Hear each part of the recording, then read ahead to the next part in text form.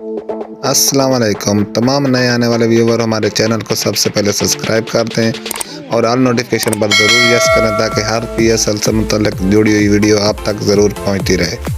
आज हम आपको बताने जा रहे हैं कि पीएसएल ओपनिंग सेरेमनी के लिए तैयारियां ज़ोरों शोर से मुल्तान क्रिकेट स्टेडियम में जारी हैं। ये आप देख सकते हैं कि स्टेज भी तैयार किया जा रहा है।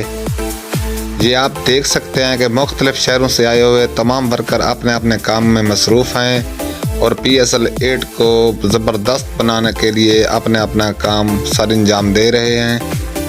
ये आप मुल्तान क्रिकेट स्टेडियम का बैकग्राउंड भी देख सकते हैं, कितना खूबसूरत लग रहा है पीएसएल 8 के लिए, और तमाम वर्कर्स इसमें काम करने में मसरूफ़ हैं। और जैसे जैसे पीएसएल नज़दीक आता जा रहा है, अवाम में जोश और जज्बा बढ़ता जा रहा है। इस वक्त मुल्तान के शौकीन क्रिकेट पीएसएल की opening ceremony Multan cricket stadium में देखने के लिए बेताब हैं। नेक्स्ट वीडियो तक दीजिए इजाज़त। अल्लाह हाफिज़।